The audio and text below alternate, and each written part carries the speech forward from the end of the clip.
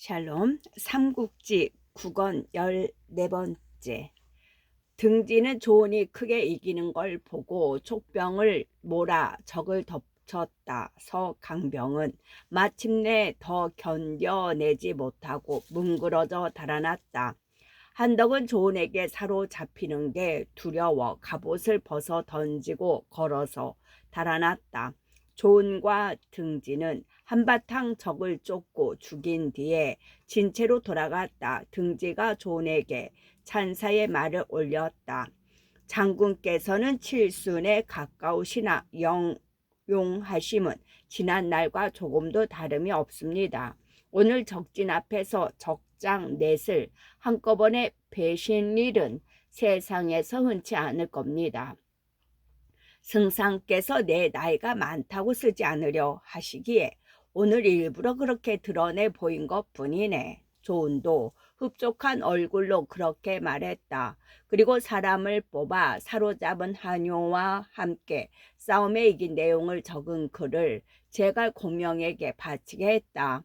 한편 내 아들을 모두 잃고 쫓겨간 한덕은 하후무에게 가서 울면서 그 일을 전했다. 하후무는 그 소리에 스스로 대군을 이끌고 조은과 맞서러 나왔다. 하후무가 대군을 이끌고 오고 있습니다. 탄마가 달려와 그같이 알리자 조은은 곧 창을 들고 말에 오른 뒤 군사 천여 명을 이끌고 복명산으로 갔다. 산 앞에 진세를 벌이고 있으려니 하후무의 대군이 밀려들기 시작했다. 하후무가 황금 투구를 쓰고 큰 칼을 맨 채 흰말 위에 앉아 문개 아래로 나왔다. 내가 한번 조자룡의 솜씨를 보리라. 하후무는 조은이 창을 꼬나든 채 이리저리 내닫고 있는 걸 보자 스스로 나가 싸우려 했다. 한덕이 그를 가로막고 나섰다. 내 아들을 죽인 원수인데 그 한을 풀지 않고 어찌하겠습니까? 우선 제가 나가 보겠습니다. 새삼 이가 갈린다는 듯 그렇게 말해놓고 산이라도 쪼갤 듯한 큰 도끼를 휘두르며 말을 달려나갔다. 한덕이 눈이 뒤집혀 덤벼들자 조은 역시 크게 성이 났다. 창을 꼬나 잡고 달려와 채 새 합이 자기도 전에 한덕을 찔러 말 아래로 떨어뜨렸다. 결국은 5 부자가 모두 조은의 손 아래 결단난 셈이었다. 조은은 한덕을 죽인 것으로 그치지 않고 다시 말머리를 돌려 하후무에게 덤볐다. 눈앞에서 한덕이 죽는 꼴을 본 하후무는 겁이 덜컥 났다. 황황히 되돌아서 자기 진채 속으로 숨어버렸다. 등지가 그 틈을 놓치지 않고 족병을 몰아 위군의 진채를 덮쳤다. 움츠러들 대로 움츠러든 위군은 감히 맞설 엄두도 못 내고 뭉그러졌다. 한바탕 호되게 얻어맞고 심리나 물러나 진채를 내렸다. 그날 밤 하후무는 여러 장수들을 불러 모아놓고 물었다. 나는 전부터 조은의 이름을 들어왔으나 보기는 오늘이 처음이었다. 오늘 보니 비록 나이는 들어도 아직 영웅의 기상은 남아있었다. 우리 편에는 아무래도 그를 당할 사람이 없을 듯하다. 이를 어찌하면 좋겠는가? 정욱의 아들인 참군 정무가 나와 말했다. 제가 헤아리기로 조는 용맹만 있고 꾀가 없으니 너무 걱정하실 건 없을 듯합니다. 내일 도둑께서 다시 나가 싸우시되 꾀를 써서 그를 잡는 게 좋겠습니다. 먼저 좌우에 군사를 숨겨둔 뒤에 도둑께서 나가 싸우시다가 거짓으로 패해 조은을 유인하면 조은은 틀림없이 복병이 있는 곳까지 따라올 겁니다. 그때 도둑께서는 높은 곳에 오래 쉬어 사방의 군마를 주의하시면 조은은 겹겹이 애워싸 사로잡을 수 있습니다. 하후무가 들어보니 그 계책이 제법 그럴듯했다. 이에 거기 따라 먼저 동희에게 3만 군사를 주어 왼쪽에 매복하게 하고 다시 설칙에게 3만을 주어 오른쪽에 매복하게 한 뒤 날이 밝기를 기다렸다. 다음 날이었다. 하후무는 힘차게 북을 올리고 기치를 가지런히 하여 군사를 몰고 나갔다. 조은과 등지가 그런 하후무를 나와 맞았다. 등지가 무슨 낌새를 차려 알아차렸는지 말 위에서 가만히 조은에게 말했다.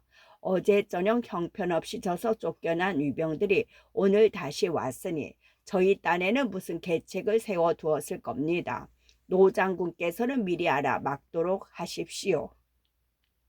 입에서 젖비린내 나는 어린 것이 해본들 얼마이겠는가. 내 오늘은 반드시 하후무를 사로잡으리라. 조은은 등지의 말을 알아들었는지 어쨌는지 다만 그렇게 내뱉고는 말을 박찼다. 위장 반수가 나와 그런 조언을 맞았다. 그러나 반수는 원래가 조언의 적수가 못되었다. 겨우 새 합을 견디지 못하고 말머리를 돌려 달아났다. 조언이 그를 뒤쫓아 위병 진체에서 장수 8이 한꺼번에 달려나와 조언에게 덤벼들었다. 하지만 그들도 싸움에는 별 뜻이 없는 듯 거기 섞여 있던 하후무가 먼저 달아나자 나머지도 모두 그 뒤를 쫓아 달아나기 시작했다. 조은은 기세가 올랐다. 등지가 일러준 말도 있고 그들을 신이나 뒤쫓았다. 등지도 하는 수 없이 군사들을 몰아 그런 조은의 뒤를 따랐다. 조은이 앞뒤 안 보고 적진 깊숙이 들어섰을 때였다. 갑자기 사방에서 크게 함성이 일었다. 그제서야 뻗뜩 정신이 든 등지가 급히 군사를 물리려 했지만 이미 때는 늦어 있었다. 왼쪽에서는 동희가 오른쪽에서는 설칙이 각기 3만구를 이끌고 쏟아져 나왔다. 등지는 그들을 뚫고 나가보려 했으나 워낙 이끌고 있는 군사가 적었다. 아무리 이리 뛰고 저리 뛰어도 뚫고 나갈 수가 없었다. 하후무를 얕보고 방심했던 조은도 그 값을 톡톡히 물고 있었다. 적병 한가운데에 갇혀 좌로 치고 우로 받아봤지만 적병의 애워싸움은 두터워지기만 했다. 그때 조은이 이끌고 있던 군사는 겨우 천여 명이었다. 몰리던 끝에 어떤 산 아래 이르니 산 위에서 하우무가 손으로 삼군을 쥐하고 있는 게 보였다. 조은이 동쪽으로 가면 손가락으로 동쪽을 가리키고 서쪽으로 가면 서쪽을 가리켰다. 조은이 아무리 애써도 애음을 뚫지 못하는 것은 실로 그런 하우무의 손가락질 때문이었다. 이에 조은은 우선 하우무부터 잡을 양으로 산 꼭대기로 치달았다. 그러나 산 중턱에 이르렀을 때 통나무와 바위가 굴러 떨어져 도저히 올라갈 수가 없었다. 조은은 진시부터 유시 오후 6시 무렵까지 힘을 다해 싸웠으나 끝내 위병들 틈에서 벗어나지 못했다. 이에 달이 밝으면 다시 싸울 작정으로 말해서 내려 잠시 쉬었다. 조은이 갑옷을 풀고 앉으려 하는데 마침 달이 밝아왔다. 문득 사방에서 불길이 하늘을 찌를 듯 솟으며 북소리가 크게 울리는 가운데 돌과 화살이 비오듯 쏟아졌다. 위병들이 물밀듯 쏟아지며 소리쳤다. 조은은 어서 항복하라. 조은은 얼른 말 위에 뛰어올랐다. 사방에서 병마는 점점 가깝게 재어왔다. 그 바람에 조은이 이끄는 인마는 한 발짝도 앞으로 나갈 수가 없었다. 어지간한 조은도 드디어는 막막했던지 하늘을 우러러 소리쳤다. 나는 늙었으나 늙음에 지지 않고 여기 이 싸움터에서 죽는다. 탄식이라기보다는 뜻한 걸 이룬 사람의 자랑스러운 외침 같았다. 그때 문득 동북쪽에서 함성이 크게 일던 위병들이 이리저리 흩어져 달아나기 시작했다. 한때의 군마가 위병들을 흩어버리며 달려오는데 앞선 장수를 보니 반갑게도 장포였다. 장팔 사모를 들고 말 안장에는 사람의 목 하나를 단 채 나타난 장포가 조은에게 말했다. 승상께서는 혹시라도 노 장군께 실수가 있을까 걱정하시오. 제게 5천 병마를 내주며 호응케 하였습니다. 그런데 여기 와서 들으니 노 장군께서 적에게 갇혀 고단하시다기에 두터운 애움을 뚫고 이렇게 달려온 곳입니다. 도중에 위장 설칙을 만나 그를 죽이고 목을 얻어 왔습니다. 한창 고단한 중이라 조은도 고맙기 그지없었다. 곧 장포와 힘을 합쳐 북서쪽으로 길을 뚫고 나갔다. 위병들은 그런 그들을 막기는커녕 창칼을 내던지고 달아나기 바빴다. 거기다가 다시 한때의 군마가 나타나 조은과 장포를 거들었다. 앞선 장수는 청룡 언월도를 들었는데 그 한쪽 손에는 사람의 머리 하나가 쥐어져 있었다. 조은이 보니 그 장수는 다름 아닌 관응이었다. 승상의 명을 받들어 특히 5천 군사를 이끌고 접응하러 왔습니다. 승상께서는 노 장군께서 혹시 실수라도 있을까 몹시 걱정하셨습니다. 이 목은 위장 동이 겁니다. 오다가 만났기에 한 칼에 베어 그 목을 얻었습니다. 승상께서도 곧 이곳에 이르실 겁니다. 관흥이 동이의 목을 흔들어 보이며 그렇게 조은에게 말했다.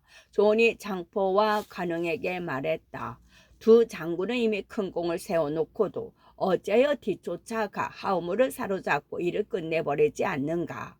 그 말을 들은 장포가 뻗뜩 깨달은 듯 군사를 이끌고 위병을 뒤쫓았다. 저도 가봐야겠습니다. 관흥도 그렇게 말하고 서둘러 군사를 몰아 장포를 뒤따랐다. 그들의 뒷모습을 물끄러미 바라보던 조은이 문득 좌우를 돌아보며 결연히 말했다. 저들은 내게는 아들이나 조카뻘이다. 저들이 서로 공을 다투며 달려나가는데 나는 나라의 상장이요 조정의 구신으로서 어찌 저들만 못해서야 되겠는가. 마땅히 이 늙은 목숨을 바쳐 선제의 은혜를 갚으리라. 그러고는 또한 군사를 몰아 하후무를 잡으러 갔다. 그날 밤 그 세 갈래 군마가 한꺼번에 위병에 들이치니 위병은 한바탕 크게 당했다. 거기다가 등지가 이끈 군사들까지 나타나 호응의 들판 후 위병의 시체로 뒤덮이고 흐르는 피는 내를 이루었다. 하후무는 무모한 데다 나이 어리고 그때껏 싸움을 실제로 겪어본 적이 없었다. 자기 군사들이 크게 어지러워지자 모두들 그대로 버려두고 가까이 거느리고 있는 장수 100여 명과 함께 남한군으로 달아나 버렸다. 남은 군사들은 우두머리 장수들이 보이지 않자 모두 뿔뿔이 흩어지고 말았다. 관흥과 장포는 하우무가 남한으로 달아났다는 말을 듣자 밤을 마다 안고 그를 뒤쫓았다. 성 안으로 들어간 하후무는 굳게 성문을 닫게 하고 군사를 긁어모아 어떻게 지켜볼 제비를 갖추었다. 곧 장포와 관흥이 뒤쫓아서 성을 에워싸기 시작했다. 뒤이어 조은이 이끈 군사가 오고 등지 또한 뒤질세라 뒤따라왔다. 네 갈래 군마는 남한성을 에워싸고 들이치기 시작했다. 그러나 이번에는 하우무도 죽기로 지키는 열흘이 지나도 성은 떨어지지 않았다. 승상께서 후군을 면현에 두고 좌군은 양평에 우군은 석성에 두신 채 몸소 중군을 이끌고 이리 오셨습니다. 내 장수가 한창 남한성을 짓두들기고 있는데 문득 그런 전갈이 왔다. 조은과 장포, 관흥, 등지 네 사람은 모두 공명을 찾아 절한 뒤에 열흘이나 들이쳐도 성이 떨어지지 않음을 알렸다. 그 말을 들은 공명은 작은 수레에 올라 몸소 남한성을 돌아보았다. 말없이 한 바퀴 성을 돌아본 공명이 군막으로 돌아가 앉자 여러 장수들이 그를 에워싸고 그 성을 우려뺄 계책이 나오기를 기다렸다. 공명이 그런 장수들을 보며 말했다. 이 성은 성벽을 둘러싼 물이 깊고 성벽이 높아 치기가 쉽지 않다. 내가 하려는 일은 이 성을 뺏는 데 있지 않다. 그대들이 길게 이 성을 치고 있는 사이에 다른 곳의 위병들이 길을 나누어 나와 한중을 뺏으면 우리 군대 전체가 위태로워진다. 그러자 등지가 아까운 듯 말했다. 하후무는 위에 부마라 그를 사로잡을 수만 있다면 장수 100명의 목을 얻는 것보다 낫습니다. 지금 이 성 안에 갇혀 한참 고단한데 어찌 그를 버려두고 갈 수 있겠습니까? 내게 다 생각이 있으니 너무 걱정 말라. 공명은 그렇게 등지에 입을 막은 뒤 여럿을 둘러보며 물었다. 여기서 서쪽은 전수군에 이어져 있고 북쪽은 안정군이 있다. 그 두 곳 대수가 누구인지 아는 사람 없는가? 그러자 형세를 살피는 일을 맡고 있는 장수 하나가 대답했다. 전수군의 대수는 마준이고 안정군의 대수는 최량입니다. 그 말을 들은 공명은 무엇 때문인지 몹시 기쁜 낯빛을 지었다. 공명은 먼저 위원을 불러 가만히 계책을 주어 보냈다. 다음은 장포와 간흥 차례였다. 공명은 그들에게도 남몰래 계책을 일러주어 어디론가 보냈다. 그리고 다시 믿을 만한 군사 2명을 불러 그들에게 은밀한 계책을 주었다. 모든 장수들이 명을 받은 대로 군사를 이끌고 떠나자 공명은 장작과 마른 풀을 성 아래 쌓게 하고 성을 불태울 것이라고 입으로 얼러댔다. 그러자 그 소리를 들은 위병들은 모두 크게 웃고 조금도 두려워하지 않았다. 그 무렵 안정성 안에 있는 태수 채량은 마음이 편치 못했다. 하후무가 공명에게 쫓겨 남한성 안에 갇혀 있다는 소리를 들은 탓이었다. 언제 촉군이 그곳 안정에도 들이닥칠지 몰라 군사를 있는 대로 모두 끌어모으니 사천남지 되었다. 채량은 그들로라도 성을 지켜보려고 단단한 채비를 시키고 있는데 호련 한 사람이 남쪽에서 달려와 말했다. 태수께 긴히 말씀드릴 기밀이 있습니다. 남쪽이면 하후무가 있는 남한 쪽이라 채량은 얼른 그를 맞아들이고 물었다. 너는 누구며 내게 알릴 기밀은 무엇이냐? 저는 하후 도둑의 신복 장수인 배서올시다. 하후 도독께서 제게 영을 내리시기를 특히 천수와 안정 두 군에 가서 구원을 요청하라 하셨습니다. 남한성이 위급하여 매일 성벽 위에 불을 놓고 구원을 정해 보았으나 천수 안정 두 군에서 구원병이 오지 않자 다시 저를 뽑아 보내신 겁니다. 두터운 적병의 애움을 뚫고 이렇게 달려와 급히 말씀드리는 것이니 되도록이면 오늘 밤 안으로 군사를 일으켜 성 밖에서 호응해 주십시오. 도둑께서도 구원병이 온 걸 보면 성문을 열고 뛰어나와 호응할 겁니다. 배서라는 사람이 그렇게 말했다. 채량은 얼른 그를 믿을 수가 없었다. 한참 그를 살피다가 물었다. 도둑께서 문서는 주어 보내지 않았는가? 그러자 배서는 몸속 깊이 간직했던 편지를 꺼냈다. 먼 길을 허둥대며 달려오느라 솟은땀이 스며 얼른 알아보기 어려운 글이었다. 거기다가 배서는 채량이 꼼꼼히 살펴볼 틈도 없이 그 편지를 거두며 말했다. 저는 또 이 글을 가지고 전수로 가봐야겠습니다. 일이 몹시 급합니다. 그리고 데려온 졸개에게 말을 가져오라 일러 뛰어오른 뒤 급히 성을 나가 천수군을 향했다. 그로부터 이틀쯤 되었을 때였다. 채량이 아직도 한 구석 미심쩍은 데가 있어 군사를 내지 않고 있는데 다시 말탄 군사 하나가 달려와 말했다. 전수 대수께서는 이미 군사를 일으키셔 남한을 구하러 가셨습니다. 안정군도 어서 구원병을 내주십시오. 그렇게 되자 채량도 걱정이 되었다. 아래 관원들을 모두 모아 의논했다. 많은 관원들이 입을 모아 말했다. 만약 가서 구해주지 않아 남한이 떨어지고 하후 부마가 어떻게 되기라도 한다면 그것은 모두 전수 안정 두 군의 죄일 겁니다. 가서 구하는 수밖에 없습니다. 이에 채량도 드디어 마음을 굳히고 인마를 일으켜 남한을 구하러 성을 나갔다. 안정성을 지키는 것은 문관과 군사 약간뿐이었다.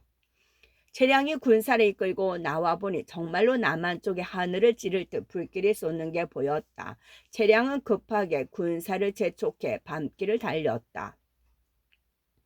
남한이 한 50리쯤 남은 곳에 이르렀을 때 갑자기 앞뒤에서 크게 함성이 일었다. 살피러 갔던 군사가 급히 돌아와 채량하게 알렸다. 앞에는 관흥이 이끄는 군사가 길을 끊고 뒤에는 장포가 이끄는 군사가 밀고 듭니다. 그 말을 들은 안정의 군사들은 싸울 생각도 않고 사방으로 내빼기부터 먼저 했다. 채량은 몹시 놀랐다. 뒤따르는 100여기와 더불어 죽기로 싸워 길을 앗아 안정으로 돌아갔다. 그런데 채량이 막 성벽 근처에 이르렀을 때였다. 갑자기 성벽 위에서 화살이 비오듯 쏟아졌다. 이어 촉장 위원이 성벽 위에서 크게 소리쳤다. 성은 이미 내가 차지했다. 채량은 어찌 빨리 항복하지 않는가? 위원이 안정성을 뺏은 것은 바로 제갈 공명에서 위원에게서 받은 계책대로 한 덕분이었다. 위원은 재량이 안정성을 나간 뒤 부하들을 안정의 군사로 분장시켜 성문 앞에서 소리치게 했다. 성문을 열어라. 급한 일이 있어 돌아온 군사다. 그렇게 깜빡 속아 넘어간 성안 군사들이 문을 열자 그대로 들이닥쳐 성을 뺏어 버린 것이었다. 그 뜻밖의 사태에 재량은 당황해 어찌할 줄 몰랐다. 급하게 말머리를 돌려 천수군으로 달아났다. 재량이 길을 반쯤 갔을 때였다. 앞길에 한때의 군마가 벌려 서서 기다리고 있는 게 보였다. 특이한 것은 군마 앞에 큰 깃발 아래에 있는 작은 수레였다. 거기 한 사람이 윤건의 학창의를 입고 깃털 부채를 든 채 앉아 있었다. 그게 공명임을 알아본 최량은 급히 말머리를 돌려 달아났다. 관음과 장포가 길을 나누어 따라오며 소리쳤다. 어디로 도망가려느냐, 어서 항복하라. 최량이 보니 사방은 이미 촉병으로 뒤덮여 빠져나갈 구멍이라고는 보이지 않았다. 어쩔 수 없이 말에서 내려 항복하고 공명과 더불어 촉군의 진채로 갔다. 공명은 항복한 재량을 마치 귀한 손님 대하듯 하며 넌지시 물었다. 나만 대수와 그대는 교분이 두터운가? 그렇지 아니한가? 그 사람은 양부 집안의 양릉인데 저와는 이웃 고을에서 살아 교분이 매우 두텁습니다. 공명의 후한 대접에 은근히 감격해 있던 최량이 숨김없이 말했다. 그러자 공명이 별로 강요하는 기색 없이 물었다. 나는 그대를 남한산 성으로 들여보내 태수 양릉을 달래했으면 싶소. 그렇게만 된다면 하우무를 사로잡는 것은 어렵지 않을 것이오. 어떻소? 번거롭지만 한번 나서 주시겠소? 한번 가보겠습니다. 그러나 승상께서 저를 보내시려면 잠시 군마를 물려주십시오. 그래야 남한성으로 들어가 달래기 좋습니다. 최량이 그렇게 선뜻 응낙했다. 이번에도 공명의 후대에 감격해서 그러는 것 같았으나 태수쯤 되는 이치고는 좀 가벼웠다. 그러나 공명은 그대로 최량의 말을 믿고 바라는 대로 해주었다. 군마를 모두 20리 물려서 진채를 내리도록 하라. 전령을 띄워 각군에게 그렇게 명한 뒤 최량을 보냈다. 말 한 필에 몸을 싣고 남한으로 달려간 최량은 성문 앞에서 소리쳤다. 문을 열어라. 안정태수 최량이다. 너희 태수를 만나 할 얘기가 있다. 그리고 군사들이 성문을 열어주자 한다름에 달려들어가 태수 양릉을 만났다. 무슨 일로 이렇게 오셨소? 서로 예가 끝난 뒤 양릉이 그렇게 물었다. 재량은 그동안에 자기가 겪은 일을 모조리 얘기했다. 항복을 권하기보다는 일이 이렇게 되었으니 이제 어떻게 했으면 좋겠느냐는 물음 같았다. 듣기를 다한 양릉이 가만히 말했다. 우리는 폐하에 큰 은혜를 입은 사람들인데 어찌 차마 촉에 항복할 수 있겠소. 차라리 제갈량의 계책을 거꾸로 이용해 봅시다. 잘만 하면 그를 이길 수 있을 것이요. 그러고는 채량을 데리고 하우무에게로 갔다. 두 사람이 모든 걸 일러 바치자 하우무가 멍한 얼굴로 물었다. 어떤 계책을 썼으면 좋겠소. 촉군에게 호되게 두들겨 맞고 그 성 안에 쫓겨와 있는 저지다 보니 생각도 잘 아니 나는 모양이었다. 양릉이 마련해 둔 꾀를 내놓았다. 제가 항복하고 성문을 열어주는 채에 촉병을 끌어들인 뒤 성 안에서 갑작스레 들이쳐 그들을 죽여버리면 될 겁니다. 하후무도 채량도 그런 양릉의 꾀가 그럴듯해 보였다. 그대로 따르기로 하고 채량이 먼저 성을 나갔다. 양릉에 항복하고 성문을 열기로 했습니다. 그때 대군을 들여보내 하후무를 잡도록 하십시오. 원래는 양릉이 스스로 하우무를 잡아 바치려 했으나 자기 밑에 있는 군사가 많지 않아 함부로 손을 쓰지 못하고 있다 합니다. 그러자 공명이 조금도 의심 않는 눈치로 말했다. 그렇다면 일이 아주 쉽게 되었군. 그대는 먼저 우리에게 항복한 그대의 군사 100여 명을 데리고 성 안으로 들어가시오.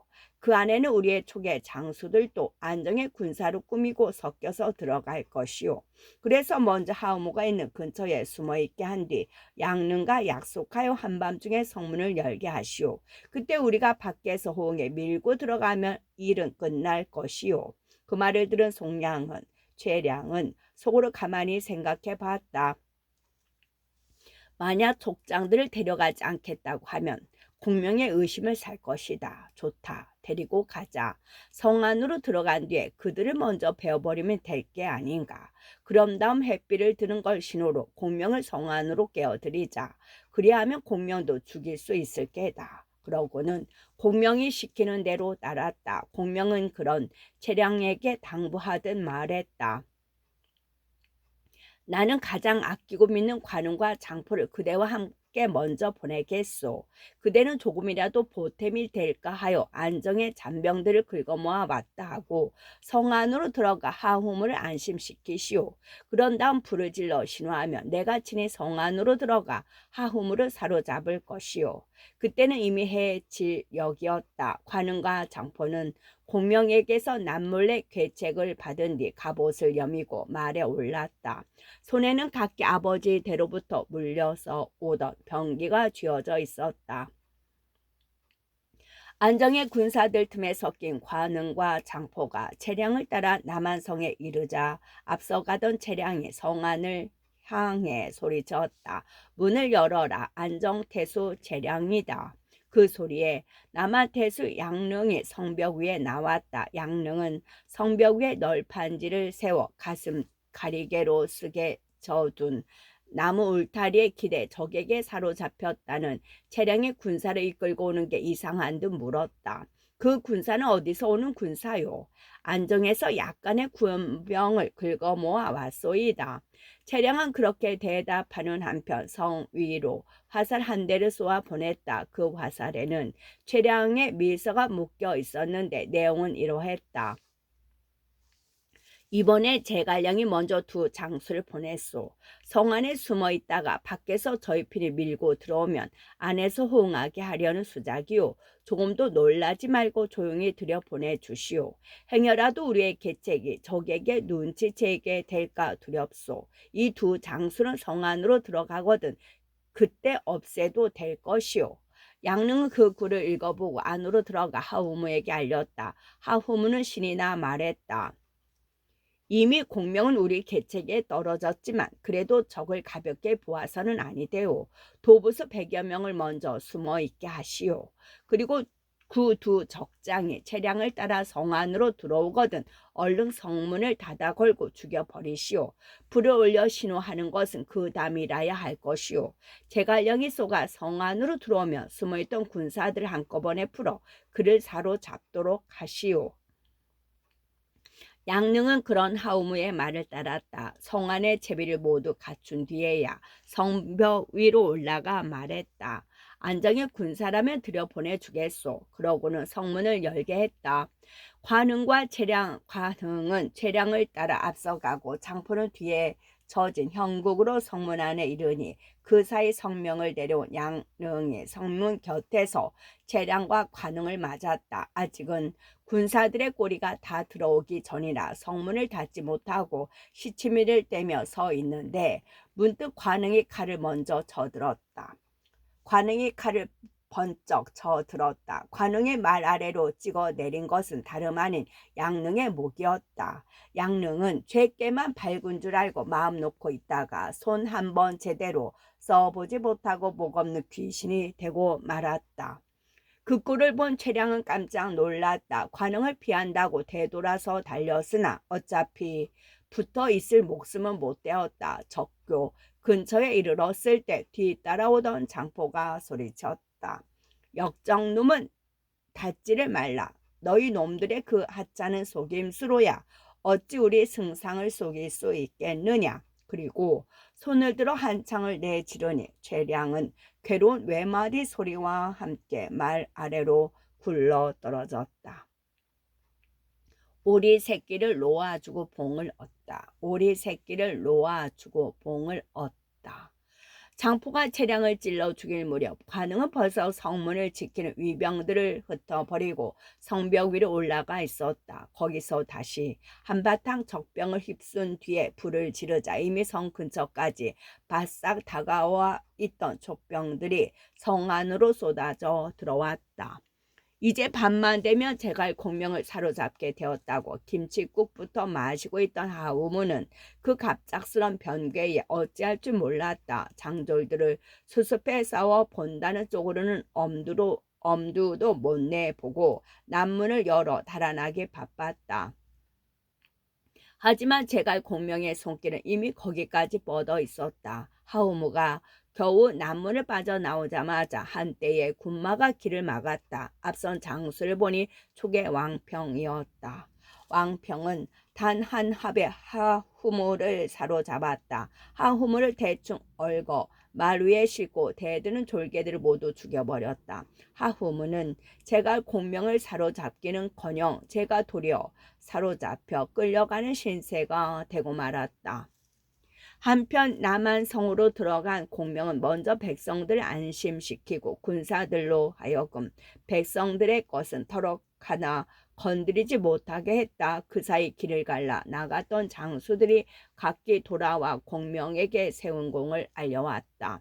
아무래도 으뜸은 하후무를 잡아온 왕평이었다. 공명은 모든 장수에게 무거운 상을 내리고 하후무는 죄인을 씻는 수레에 가두어 두게 했다.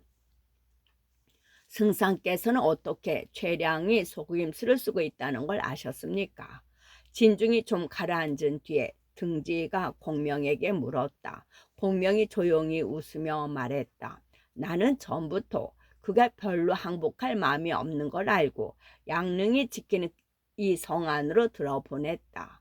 그리하면 그는 틀림없이 있었던 일을 그대로 말할 것이고 그걸 전해들은 하후무는 또 거꾸로 내 계책을 이용하려 들 것이라 본 것이다. 돌아온 그를 보니 과연 무언가 나를 속이는 듯한 데가 있었다. 이에 나는 관웅과 장포를 보내겠다는 것으로 내가 그를 의심하고 있음을 감추었다. 그때 그의 속마음은 그 둘과 함께 가는 것이 아주 거북했을 것이다.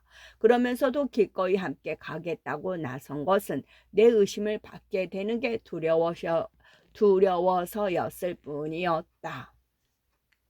그는 속으로 관웅과 장포는 성 안으로 들어간 뒤에 죽여도 늦지 않을 것이라 생각하고 또 그 뒤에 우리를 속여 마음 놓고 성 안으로 들어오게 하려고 했을 것이다. 그러나 나는 그걸 미리 헤아리고 두 장수에게 몰래 명을 내려 성문 아래에서 채량을 죽여버리게 했다. 그 다음 틀림없이 마음 놓고 있을 적병을 들이쳐 성문을 뺏게 한 다음 우리 군사들을 재빨리 밀어 닥치게 한 것이다. 바로 저기 뜻하지 아니한 곳으로 나아간다는 계책이었다. 공명의 그 같은 말을 들은 장수들은 모두 엎드려 절하며 감복했다. 공명이 다시 묻지도 않은 걸 밝혔다. 처음 안정에 엎드려 있는 채량을 속여 끌어낸 것은 배설한 위장 행세를 한 내 신복이다. 나는 또 그를 천수군으로 보내 그 태수도 속이게 하였는데 어찌된 셈인지 아직 돌아오지 않고 있다.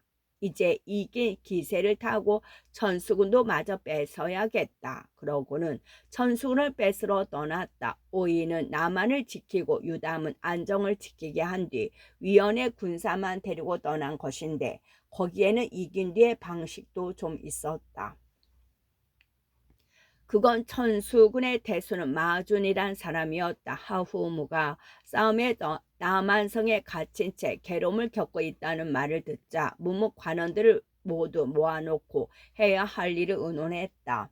공조인 양서와 주부 윤상, 죽이 양건의 입을 모아 말했다. 하후무만은 제실의 금지 오겹이십니다.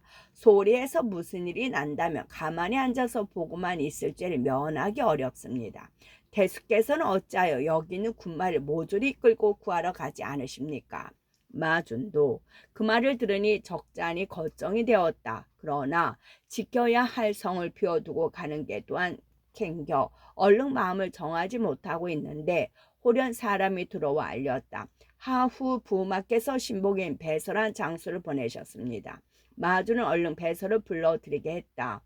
배설한 장수는 마준에게 하우모가 보낸 글이란 글 한 통을 바치며 말했다. 도둑께서는 안정과 전수의 군사를 바라고 계십니다. 오늘 밤이라도 군사를 내어 도둑과 접응하도록 하십시오. 그러고는 말이 끝나기 바쁘게 돌아가 버렸다. 뿐만이 아니었다. 다음 날 또한 사람이 말을 달려와 마준에게 재촉했다. 안정군의 군사들은 이미 하우 도둑을 구하러 떠나셨습니다. 태우께서도 어서 군사를 내시어 힘을 합치도록 하십시오. 그렇게 되었다면 마준도 그냥 성 안에 엎드리고 있을 수가 없었다. 드디어 군사를 내려고 하는데 어떤 사람이 들어와 말했다. 아니 됩니다.